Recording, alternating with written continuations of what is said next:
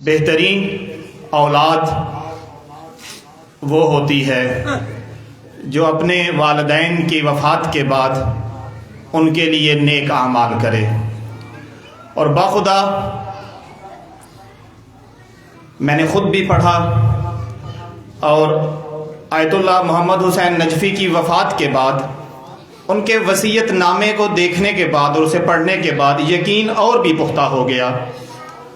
اپنے وصیت نامے میں وہ لکھتے ہیں کہ میری وفات کے بعد میرے لیے میری وفات کے دن مجلس عزا کا اہتمام کیا جائے، اور اگر جامعہ کا جو پروگرام ہے، جو سالانہ پروگرام ہے جامعہ کا، اس پروگرام میں ایک نشست میرے ایصال ثواب کے لیے مختص کی جائے تو وہ بہت بہتر ہے۔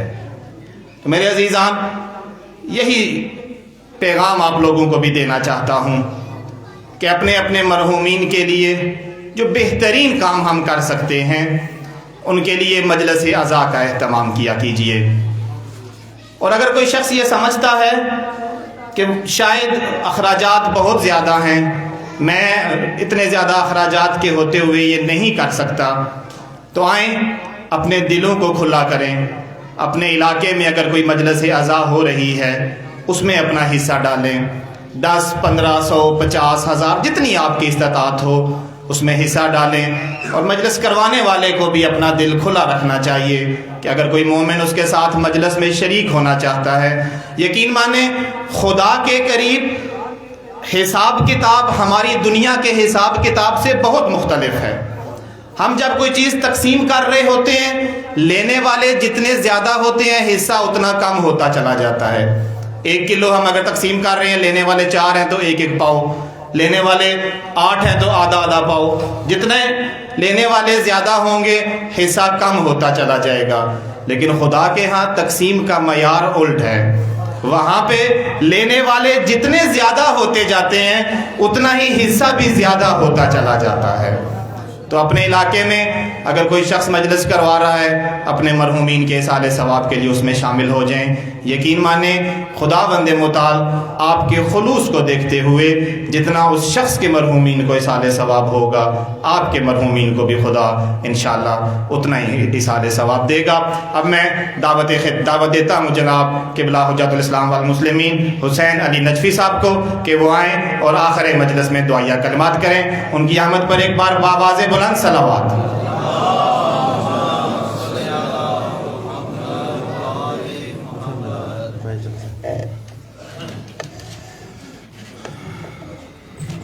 السلام علیکم ورحمۃ اللہ۔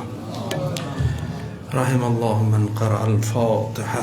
بسم اللہ الرحمن الرحیم، الحمد للہ رب العالمین الرحمن الرحیم مالک یوم الدین، ایاک نعبد و ایاک نستعین، اہدنا الصراط المستقیم صراط الذین انعمت علیہم غیر المغضوب علیہم ولا الضالین۔ بسم اللہ الرحمن الرحیم، قل هو اللہ احد اللہ الصمد لم یلد ولم یولد ولم یکن له کفوا احد۔ صلوات پڑھیں بر محمد و علی محمد صلی اللہ علیہ وسلم۔ اعوذ باللہ السمیع العلیم من الشیطان اللعین الرجیم، بسم اللہ الرحمن الرحیم۔ الحمد للہ الاول بلا اول کان قبلہ، والآخر بلا آخر يكون بعده، الذي قصرت عن رؤيته أبصار الناظرين وعجزت عن نعته أوهام الواصفين، ثم الصلاة والسلام على النير الأعظم فخر العرب والعجم، حبیب الہ العالمین ابی القاسم محمد،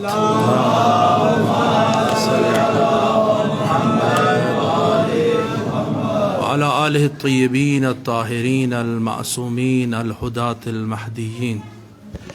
اللہم کن لولیک الحجة ابن الحسن صلواتک علیہ وعلى آبائہ فی هذه الساعة وفی کل الساعة، ولیا وحافظا وقائدا وناصرا ودلیلا وعینا حتى تسكنه أرضك طوعا وتمتعه فيها طويلا برحمتك يا أرحم الراحمين. صلوات پڑھیں بر محمد و آل محمد صلی اللہ علیہ وسلم. مجلس فوت اور موت ہے اور مجلس عبرت ہے.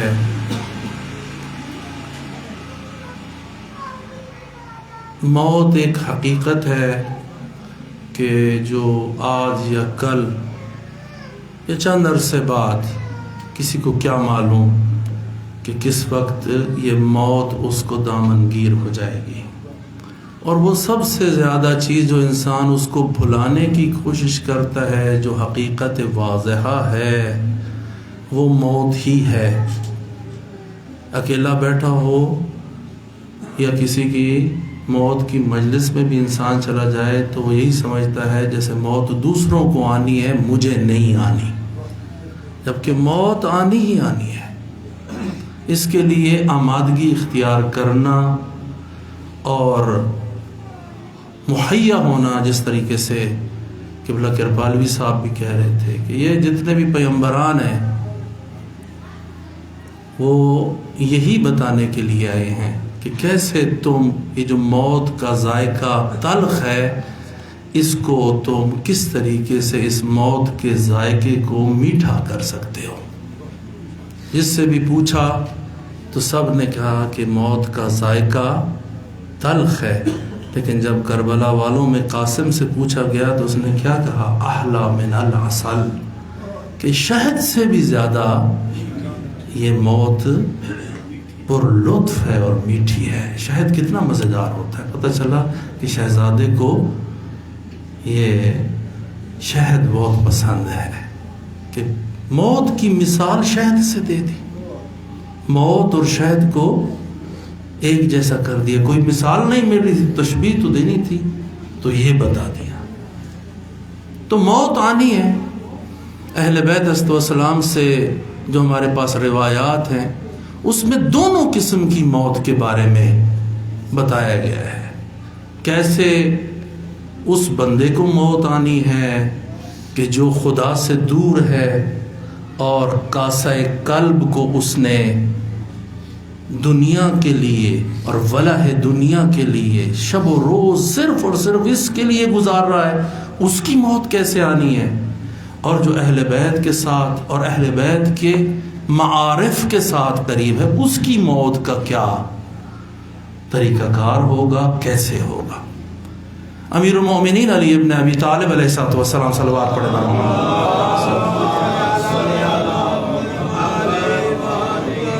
اپنے خطبے میں ارشاد فرماتے ہیں کہ وہ لوگ کہ جو دنیا کی محبت میں گرفتار ہو گئے ہیں اور قلب اور دنیا کو دے بیٹھے ہیں، اجتمعوا علی جیفۃ.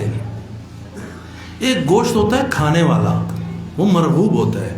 ایک گوشت ہوتا ہے جو بدبودار ہوتا ہے. کبھی آپ نے کتے کو مرے ہوئے دیکھا کتنی بدبو آ جاتی ہے، اسے کہتے ہیں یہ جیفہ ہے. وہ جو کہ دنیا کی محبت میں گرفتار ہو کر ہر چیز بھول بیٹھا ہے، امیر المومنین اس کی تشبیہ دیتے ہیں اجتمعوا علی جیفۃ.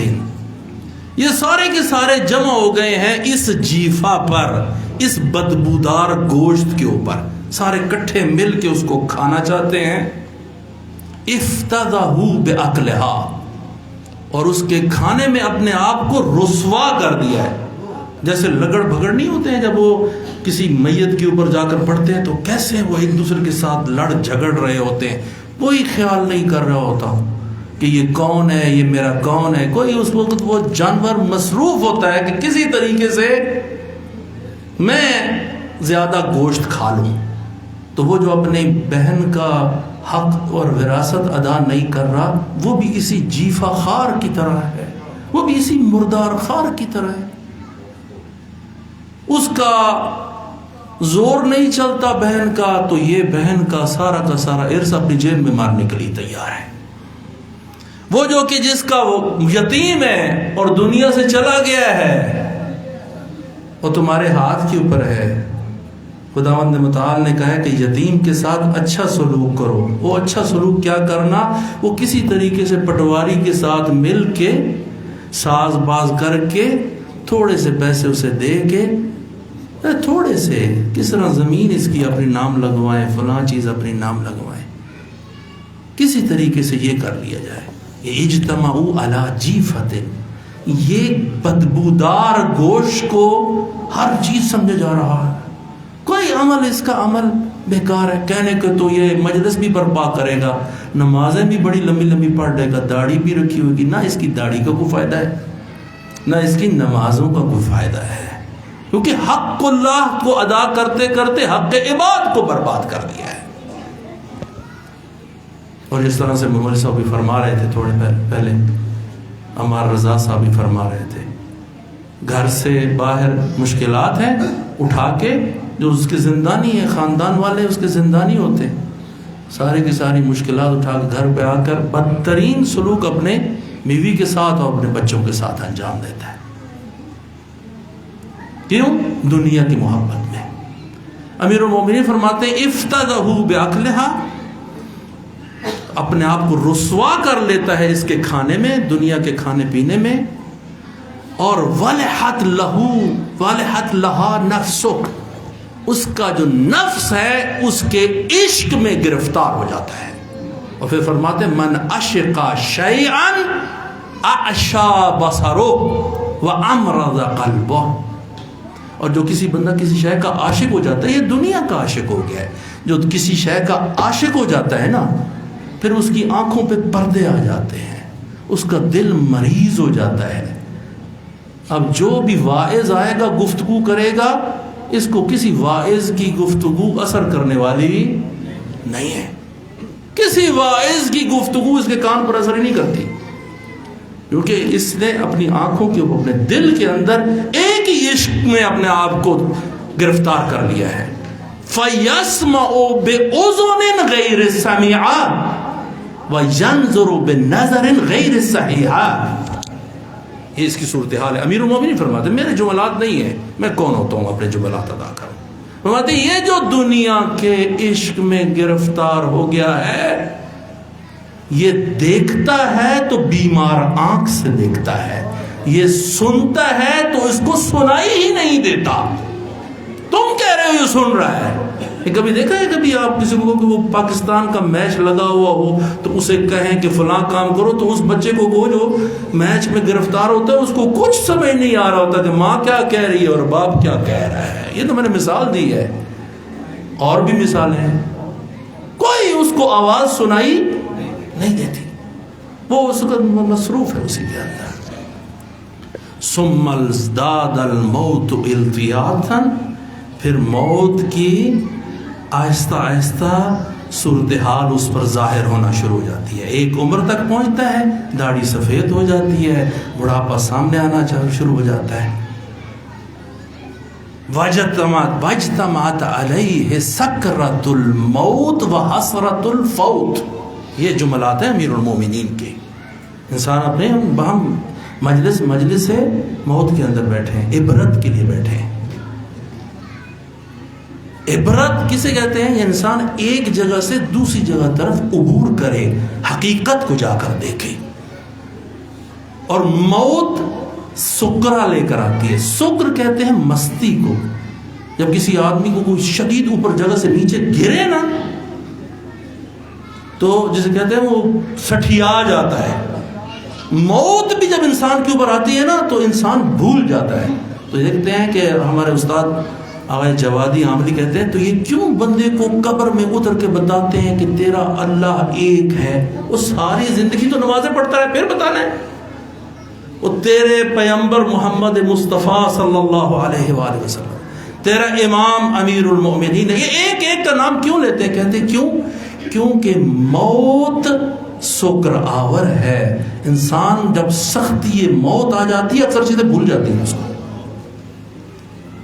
تمہاری نماز پڑھنا، خدا کو یاد کرنا، مؤذن کی اذان پر جیسے کرپالوی صاحب بیان کر رہے تھے، اس کی آواز جیسے آئے تو اللہ کو یاد کرنا، یہ تیری عادت ثانویہ بن جائے. کہ شدید ترین حال میں بھی تو اللہ کو یاد کرے. پہلے انسان واجتمعت علیہ سکرۃ الموت وحسرۃ الفوت. حسرت فوت اور سکرہ موت اس کے اوپر جب آتی ہے نا، اب کہتے ہیں میں نے وقت کہاں پر گزار دیا. اب پھر ثم ازداد الموت التیاتا، موت پھر آگے بڑھتی ہے، پھر آہستہ آہستہ پھر کیا، پھر ولوجن بینہ و بین منطقے، بول نہیں سکتا. صورتحال اس کی یہ ہوتی ہے کہ اب وہ گفتگو نہیں کر سکتا، دیکھ رہا ہوتا ہے، سن رہا ہوتا ہے، عقل بھی کام کر رہی ہوتی ہے، نظر بھی کام کر رہی ہوتی ہے، سن بھی رہا ہوتا ہے، گفتگو اس سے نہیں ہوتی. ادھر بھی کہتا ہے یہ میں نے مال کمایا اتنا، اس کا بھی مال مار لیا، اس کا بھی مال مار لیا، بہنوں کے بھی حق کھا لیے، فلاں کا بھی حق کھا لیا، اب میں جا رہا ہوں، اب میں جا رہا ہوں المحنہ لغیرے، سارا کچھ بنایا کس کے لیے، یہ دوسرے کھا جائے. کتنا بے وقوف آدمی ہے، سارا کچھ بنایا اور بنا کے کون کھا جائے، وہ دوسرے کھا جائے، اور یہ جا کے وہ جہنم میں جائے.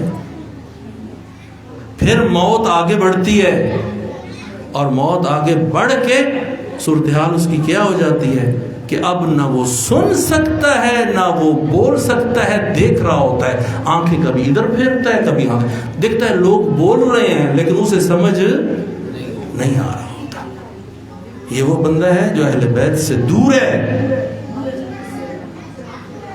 اعمال نے اس کو اس حال میں پہنچایا. میں تو نہیں سمجھ سکتا، یہ امیر المومنین اس کی کیفیت کو بیان کر سکتے. یہ وہ عالم ہے جسے میٹا فزیکی عالم کہتے ہیں، ما وراء الطبیعہ ہے. اس کو وہی بتائے گا جو اس عالم سے واقف ہوگا. میں جو بھی بتاؤں گا خود سے بتاؤں گا، تو معنی نہیں رکھتا ہے، یہ میرے اندازے ہوں گے. لیکن امیر المومنین جب بتا رہے ہیں تو حقیقت مطلب کو فرما رہے ہیں. پھر فرماتے ہیں کہ جب وہ دیکھ رہا ہوتا ہے، ادھر سے ادھر دیکھتا ہے، لوگ بول رہے ہیں، ہنس رہے ہیں، کھیل رہے ہیں، میرے پاس سے آ رہے ہیں، جا رہے ہیں، لیکن میں عضو معطل کی طرح ان کے درمیان ہوں. اور پھر آخر میں اس کی آنکھ بھی بند ہو جاتی ہے، ایک جیفے کی طرح پڑا ہوتا ہے. کہتے ہیں جلدی جلدی کرو، ایک قبر تیار کرو، یہ بو کرنا شروع کر دے گا. یہ وہی تھا جس کے پاس اتنی بڑی فیکٹری تھی، اتنا بڑا مال تھا، جس کو چاہتا رکھتا، ظلم کرتا یا نہ کرتا، جس کو چاہتا فارغ کر دیتا. یہ وہی صاحب اختیار ہے کہ جس کے در پر لوگ کھڑے ہوتے تھے. لیکن اب کیا بن گیا ہے؟ وہ زمانہ کتنا سا تھوڑا سا زمانہ تھا، اور اب کتنے عرصے کے لیے اس عالم کے اندر جا رہا ہے. دوستو اصلاً معنی نہیں رکھتا ہے کہ انسان اپنے دل کو جو ایک ہی ہے آپ کے سینے کے اندر خداوند متعال نے قرار دیا ہے، اس کو دنیا کے ساتھ اور دوسرا کا حق مار کے، خواہ اپنے بھائی کا حق ہو، خواہ اپنی بہن کا حق ہو، خواہ اپنے کسی اور کا حق ہو، اس کو مار کے ہم اس دنیا میں وقت گزارے. اہل بیت اور ان کے معارف اس کے برعکس ہے. امام صادق علیہ السلام سے ایک روایت ہے، اور فرماتے ہیں کہ جب ہمارا چاہنے والا مرتا ہے نا، اور اس میں ایک امیر المومنین کی بھی روایت ہے، یا ہار حمدان من یموت یرنی، اے حارث حمدان. اس روایت کو اسبغ ابن نباتہ نے بھی نقل کیا ہے، اور بھی بعض رجال حدیث ہیں اس روایت کے اندر. اگر مجھے کہیں تو میں کہوں گا حد تضافر تک پہنچی ہوئی ہے یہ روایت ہے. اکثر علماء اس کو نقل کرتے ہیں، یا ہار حمدان من یموت یرنی، اے ہار حمدان جو مرے گا مجھے آ کر دیکھے گا. مومن و کافر، خواہ وہ مومن ہے خواہ وہ، میں دیکھتا ہوں کس منہ کے ساتھ آپ نے جانا ہے امیر المومنین کے پاس، جس کی آپ عشق کا اور ولہ کا اقرار کرتے ہیں. اور امام صادق والی جو روایت آپ خدمت میں عرض کرنی تھی وہ یہ صلی اللہ علیہ محمد و آل محمد، فرماتے ہیں کہ جب ہمارا عاشق اور ہمارے معارف پر عمل کرنے والا، ہمارے ساتھ پیار کرنے والا جب وہ فوت کرتا ہے نا، تو پیغمبر آ کے اس کے دست راست کے اوپر یعنی داہنی طرف، اور امیر المؤمنین اور اس کے بقیہ اہل بیت اس کے بائیں طرف کھڑے ہوتے ہیں. اس کے سامنے اس کے اعمال ہوتے ہیں، اسے کہا جاتا ہے یہ ہے تیرے اعمال، اس میں سے اچھے بھی ہیں، جو برے ہیں ہم نے شفاعت کی ہے، اور تیرے لیے جنت میں یہ مقام ہے خداوند متعال نے قرار دیا ہے، چاہو تو اس بہشت کی طرف چلے جاؤ اور چاہو تو واپس دنیا کی طرف چلے جاؤ۔ تو وہ یہ کہتا ہے میں واپس دنیا میں نہیں جانا چاہتا، میں بہشت کی طرف جانا چاہتا ہوں۔ عاشق ہوتا ہے اس عالم کا، اس عالم کا وہ عاشق نہیں ہوتا۔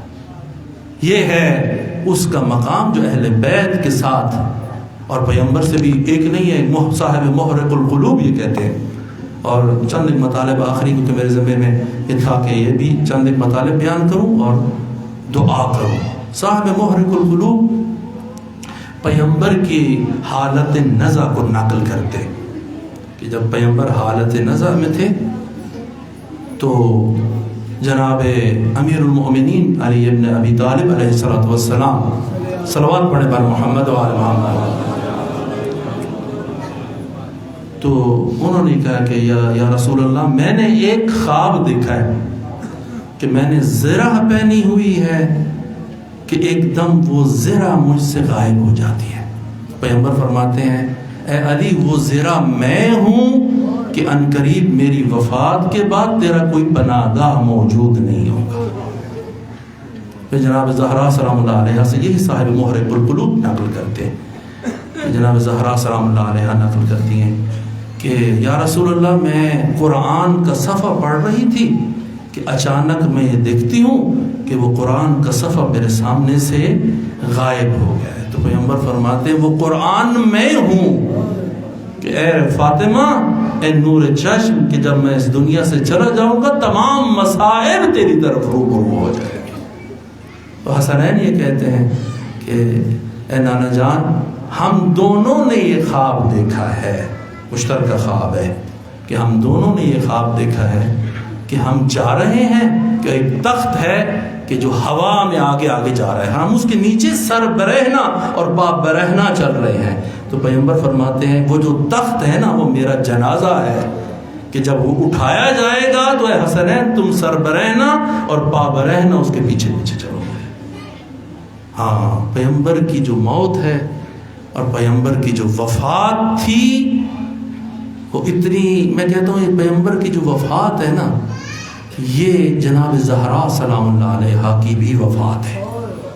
پیغمبر کی جو روز وفات ہے نا وہ امیر المؤمنین علی ابن ابی طالب کی بھی روز وفات ہے، کیونکہ یہی دن تھا کہ جس دن اس دن کی ابتدا اور بنیاد رکھ دی گئی تھی کہ جس دن کچھ لوگ خانہ فاطمہ میں داخل ہوئے، ہاں خانہ فاطمہ میں داخل ہوئے، اور انہوں نے آ کر کیا کیا، دروازے کو بھی آگ لگائی اور گھر میں بھی داخل ہوئے۔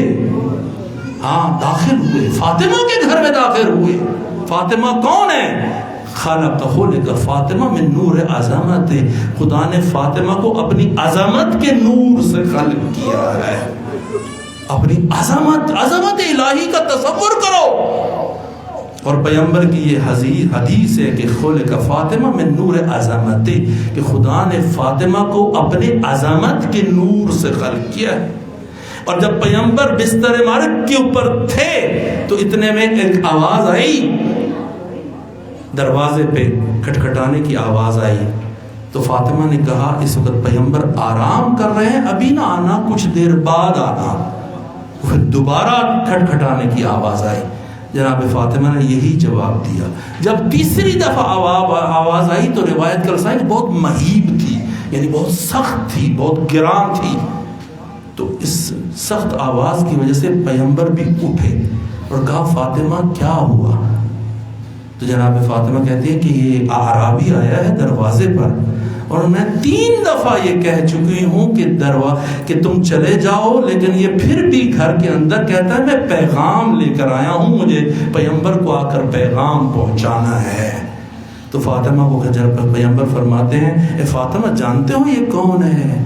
یہ وہ ہے کہ جو جب آتا ہے تو بڑے بڑے جو بستیاں ہیں وہ اجڑ جاتی ہیں، یہ بچوں کو یتیم کر دیتا ہے، لیکن یہ تیرا در ہے فاطمہ، اس کی اتنی عظمت ہے کہ یہ بھی بغیر اجازت کے اندر داخل نہیں ہو سکتا، یہ تیرے اس کو اجازت دو کہ یہ داخل ہو۔ لیکن دوستو یہ فاطمہ کا ہی گھر تھا کہ جس میں بغیر اجازت کے لوگ اندر داخل ہوئے، ہاں بغیر اجازت کے داخل ہوئے، گھر کو آگ لگائی اور بغیر اجازت کے اندر داخل ہو کر امیر المومنین کو رسیوں کے ساتھ پکڑ کر اور قید کر کے مسجد میں لے جایا گیا۔ یہ وہ رسیاں امیر المومنین کو نہیں تھیں، یہ وہ آگ صرف اس تک محدود نہیں رہی، یہ وہ آگ تھی کہ جو بعد میں خیام حسینی تک پہنچی، یہ وہی آگ تھی۔ یہ نامحرم صرف اس حد تک محدود نہیں رہے کہ فاطمہ کے دروازے کے ساتھ اندر داخل ہوتے، یہ نامحرم وہ بھی تھے جو خیام حسینی میں بھی داخل ہو گئے تھے۔ یہ جو تلوار کے ساتھ، غلاف والی تلوار کے ساتھ فاطمہ کے بازو پہ مارا گیا کہ فاطمہ کا بازو سیاہ ہو گیا، یہ تلوار پھر نیام سے باہر بھی آئی اور فرق حسین ابن علی پر بھی پڑی، اور یہ جو لکڑیوں کے دروازے گرائے گئے فاطمہ پر، یہ نیزے کی صورت میں امام حسن مجتبیٰ پر بھی مارا گیا، یہ حسین ابن علی پر بھی یہ نیزہ چلایا گیا۔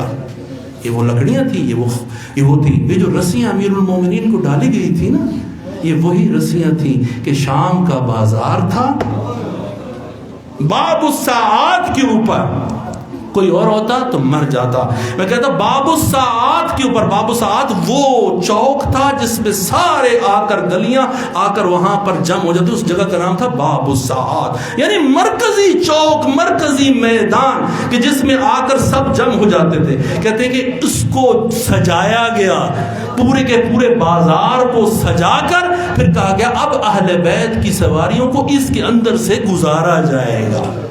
جب گزارا جا رہا تھا نا تو اتنے میں کوئی پتھر مارتا تھا، کوئی کثافت تھی وہ اٹھا کے مارتا تھا، کوئی آگ والی چیز تھی تو وہ مارتا تھا۔ محمد ابن طلحہ و زبیر، وہی اس کا فرزند محمد ابن طلحہ، یہ روایت میں اہل سنت سے نقل کر، محمد ابن طلحہ آگے بڑھتا ہے اور امام سجاد کی سواری کو روک کے کہتا ہے بتاؤ اے علی کون کامیاب ہوا؟ حالت دیکھیں اور اس صورتحال کو دیکھیں، اور امام کی سواری کو روک کے کہتا ہے کون کامیاب ہوا؟ تو امام فرماتے ہیں ہاں اس حال میں مجھ سے پوچھ رہے ہو کہ کون کامیاب ہوا؟ ابھی وقت اذان ہوگا، اگر میرے نانا کا نام لیا ہے تو میں کامیاب ہوں، اگر میرے نانا کا نام نہیں لیا تو میں کامیاب نہیں ہوا۔ لیکن ایک اور روایت ہے امام باقر علیہ السلام سے، علامہ محمد حسین نجفی صاحب اس کو نقل کرتے ہیں، کہتے ہیں کہ جب ہمیں اس بازار سے گزارا جا رہا تھا نا تو ہم سب کو ایک رسی کے اندر باندھ دیا گیا تھا، ایک ہی رسی میں۔ یہ وہ رسی یاد کریں جو امیر المومنین کو باندھ کے لے جائے گی، یہ وہی رسی ہے جو یہاں تک پہنچی ہے مسلمانوں، یہاں تک پہنچی ہے کہ سب اہل بیت کو، جتنی خواتین تھیں اور بچوں کو، ایک رسی میں باندھ کر لے جایا جا رہا تھا۔ کوئی بچے کچھ بڑی عمر کے ہوتے ہیں، ان کا قد بلند ہوتا ہے، کچھ چھوٹی عمر کے بچے ہوتے ہیں، ان کا قد اونچا ہوتا ہے۔ جب ایک ہی رسی کے ساتھ لے جایا جا رہا تھا تو کہتے ہیں جو قد بلند تھے ان کو قد جھکانا پڑتا تھا، کیونکہ اگر قد کو بلند کر کے چلتے تو بچے ساتھ لٹک جاتے تھے تاکہ رسوا کریں۔ لیکن خدا جس کو چاہے عزت دے اور جس کو چاہے ذلت عنایت فرمائے۔ آج کے دن حسین کی عزت ہے، آج کے دن حسینیت کی عزت ہے۔ ہم یہ دیکھ رہے ہیں کہ آج وہ لوگ کہ جو اسرائیل کے اندر لڑائی کر رہے ہیں اسرائیل کے خلاف اور مسلمان خاموش ہیں، تو وہ جو چند تھوڑے سے لوگ ہیں وہ بھی آج بھی حسینیت سے سبق لے رہے ہیں اور کربلا سے سبق لے رہے ہیں۔ ایسا مرقع کھڑا کیا ہے حسین نے کہ 1400 سال گزر جانے کے بعد بھی ابھی بھی اپنی لیسن کو، اپنے سبق کو پہنچا ہے۔ خداوند متعال کے سے حضور سے دعا ہے خدایا بحق محمد و آل محمد از مرحوم مغفور پر رحمت فرما، اس کے تمام صغیر اور کبیرہ گناہ معاف فرما۔ خدایا ہمارے بھی جتنے بھی گزشتگان ہیں ان کے صغیر اور کبیرہ گناہ معاف فرما۔ رب ادخلنی مدخل صدق واخرجنی مخرج صدق واجعلنی من لدنک سلطانا نصیرا. خدایا تجھے محمد و آل محمد کا واسطہ اس مرحومہ کے جتنے پڑھے ہوئے قرآن ہیں ان کو قبول و مقبول فرما، اس کی ہوئی زیارات کو قبول و مقبول فرما، اس کی جتنے بھی عرضہائے ارادت ہیں ان کو قبول و مقبول فرما. خدایا تجھے محمد و آل محمد کا واسطہ اس کی ہوئی عبادت کو قبول فرما، اس کی ہوئی تبلیغ کو قبول و مقبول فرما، اس کی اولاد کو بے احسن وجہ قرار دے. اور ایسا ہی ہے، ان کی اولاد بے احسن وجہ ہے. خدایا بحق محمد و آل محمد ان کی اولاد در اولاد میں مودت اہل بیت قرار دے. ہمارے جتنے بھی گزشتگان ہیں ان کے اوپر رحمت فرما، ہمیں مودت اہل بیت ہمارے دلوں میں جائے گزین فرما. رحم اللہ من قرأ الفاتحہ. بسم اللہ الرحمن